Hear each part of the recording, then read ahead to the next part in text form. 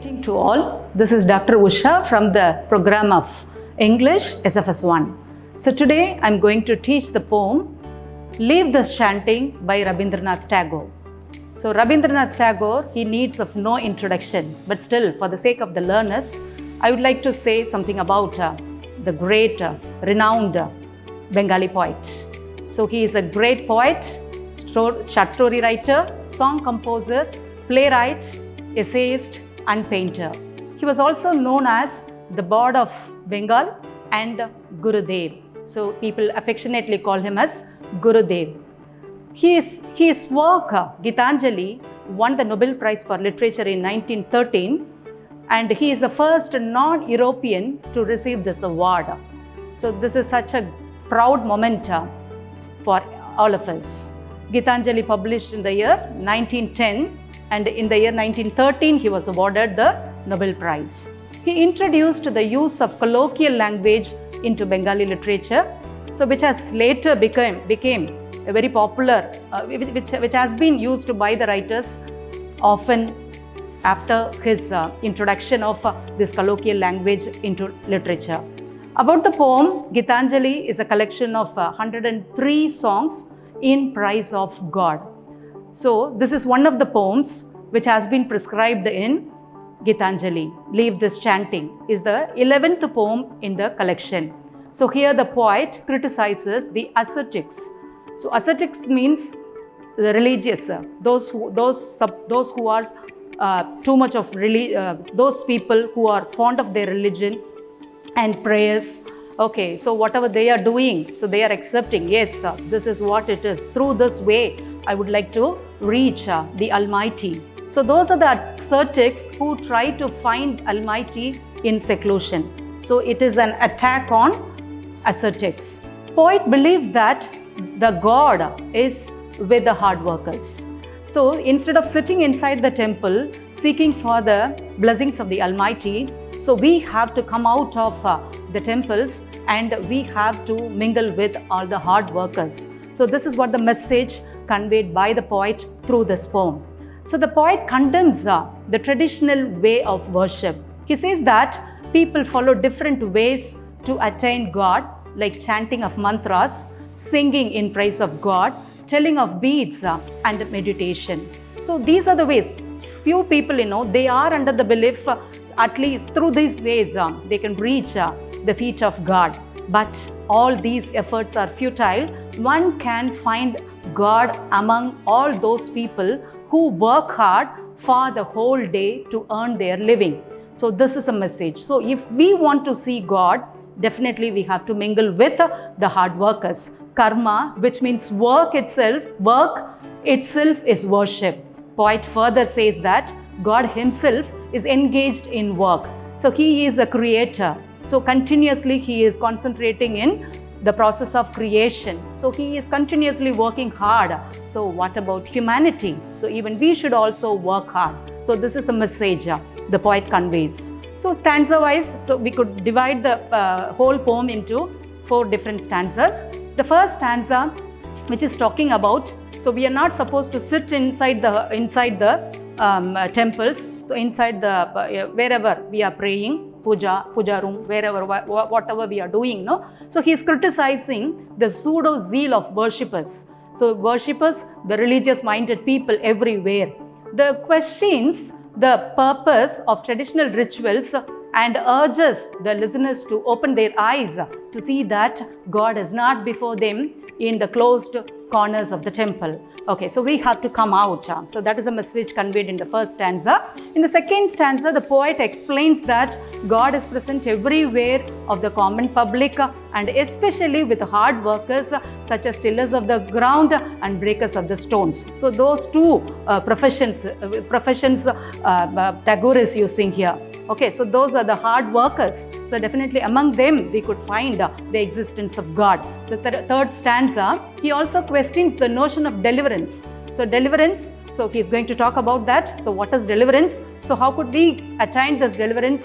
So God himself is bound with the work of creation. So which means, yes, how we have to go back to the Almighty. So in that process, certain things we have to do, especially we have to work hard. And finally, the poet says, the listeners to abandon passive meditation and external offerings like flowers and incense to please the Almighty. So these are not the way through which we have to reach God. See, all these are external factors. So internally we have to be pure enough, and whatever we are giving to, we are sharing with others, that should be pure enough. So only through that way we could reach the Almighty. So now the poem in detail, Leave This Chanting. The title of the poem is Leave This Chanting, and the opening line of the poem is also Leave This Chanting and singing and telling of beads. See, whatever you are doing, so by the way of chanting mantras, it doesn't mean that you are going to reach God. Okay, ultimately, so what is the next step? How are we going to reach the God? So the poet is going to convey in further, right? So whom does thou worship? So here the poet uses some of the old English. Okay, thou, thy, okay, so those are all the old English. It refers to you, your. Okay, whom does thou worship in the lonely corners of a temple with all doors shut? So normally people will be inside, even in puja room, at home, we will be sitting and we will be talking to the Almighty. We will be seeking the blessings of the Almighty. Okay, so we will be offering prayers. So different people, yes, in different ways they would like to talk to people. Okay, so they will be chanting mantras. They will be repeatedly, they will be counting beads. But Tagore says this is not the right way. So if you want to see God, there is one more way. So which is that open thine eyes. You have to open your eyes. So we will be sitting before the deity and we will be closing our eyes and we will be offering our prayers. But Tagore says, open your eyes and see thy God is not before thee. So God is not before you. If you are closing your eyes, which doesn't mean that you are talking to God and whatever you are telling, which is reaching God. It is not so. He is there where the tiller is tilling the hard ground and where the path maker is breaking the stones. So those hard workers. So you could have witnessed those hard workers. So he is bringing those images into our memory. Okay, so we have to recall. Okay, so how the tiller is tilling the hard ground. So how the stones are being broken by the workers. Okay, so those people among them. Okay, so you could see the presence of God. He is with them in sun and shower. See, whatever the climate may be, okay, whether it is a rainy day, whether it is, a shiny day, whatever it is, God is with them. Okay, and his garment is covered with dust. So his garment refers to the God's garment. Okay, so whatever the God is wearing, his garment is covered, his cloth is covered with dust. Okay, so God is with the hard workers. Put off thy holy mantle and even like him come down on the dusty soil. So you leave your whatever the holy dress you are wearing, okay, remove it. Okay, so like the common workers, you come out and talk to the people. So whatever the help needed, you have to provide them. Only through that you are going to reach the Almighty. Next he is talking about deliverance. So deliverance means moksha, mukti. In other words, we could say mukti. So what is next?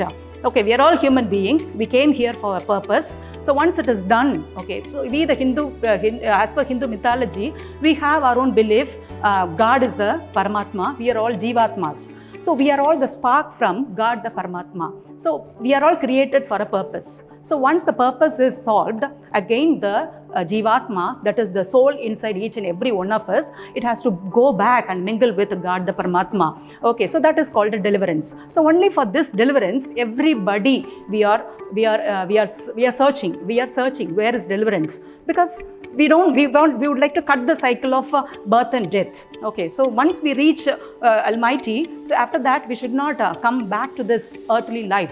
So that is what each and every soul is seeking. Okay, so he says deliverance. What is deliverance? So people may be questioning, okay, if Tagore says, okay, what you are doing inside the temple, this is not the right way to reach God. So you have to go mingle with the hard workers. Okay, so he says in a different way, because he's against the custom followed by the people. So people may be questioning him. So what about deliverance? So what about next? So for that also he has his own answer. So where is this deliverance to be found? Our master himself has joyfully taken upon him the bonds of creation. So he says even God is not sitting idle. Okay, he is also with a creator. He is a creator who is continuously doing his work. So if you are doing your work, service to mankind is service to God, isn't it? Service to. So whatever we are serving, so definitely that through that way we are going to reach God. So a master himself, master here refers to God. God, he himself sits and concentrates in his creativity. So if he is so what about each and every one of us?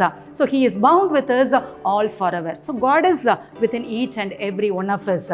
Okay, so God is within you, God is within me. Okay, God is everywhere. Okay, so why unnecessarily you are searching God elsewhere? Okay, so you have to help other human beings. So that is a way through which you are going to reach the Almighty, he says. Come out of thy meditations. So leave your meditations, leave whatever you're doing in praise of God. So that is not the right way. That's why he says so. And leave aside thy flowers and incense. So we'll be using flowers and incense, okay, so to praise God, isn't it? So that is not the right way. So whatever you're doing, you're just pleasing yourself. See, actually, it is not pleasing the Almighty. So how Almighty may be pleased, when you are going to work, when you are going to share the work of hard workers. Okay, so what harm is there if thy clothes become tattered and stained? So if you are going to be with the hard workers, definitely your clothes, whatever you are wearing, it is going to be stained, it is going to be tattered. What is wrong in it, he is asking.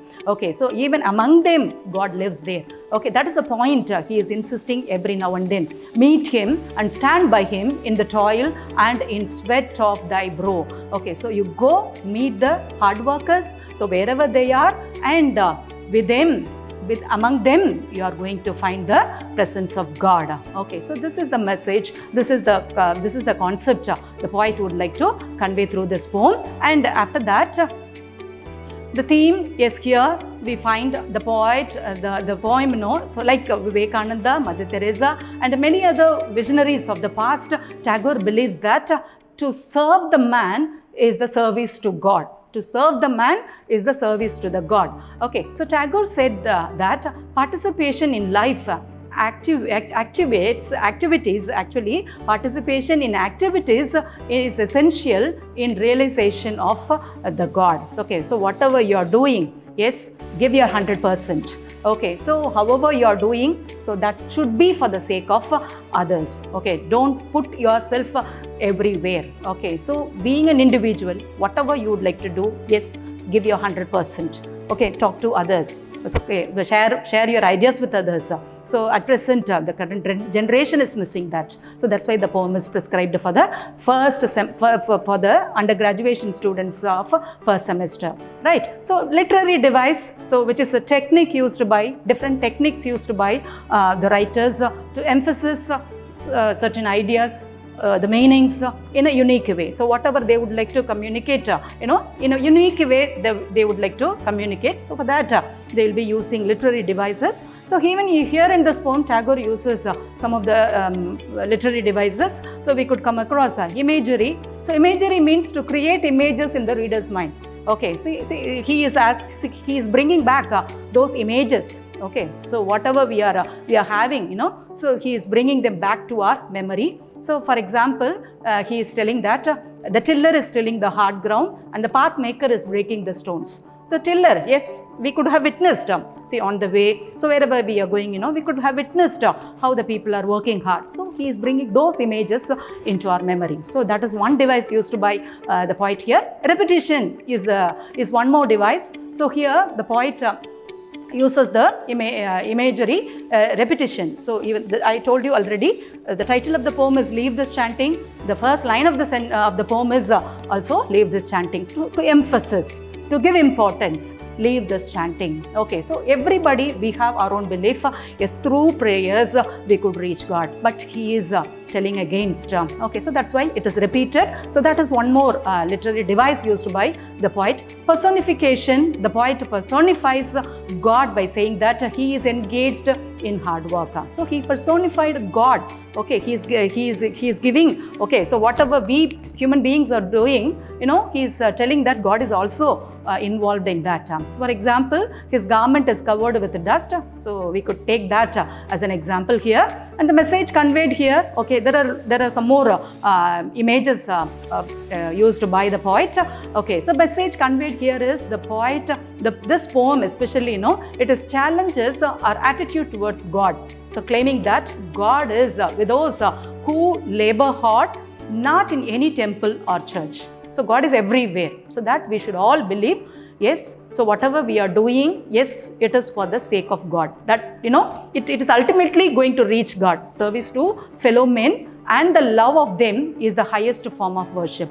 Okay, so we the human beings, we have to give importance to other fellow beings. Okay, so if we are giving so, definitely we will reach God, and above that, most probably, so that is the only way as far as the poet has concerned. Thank you.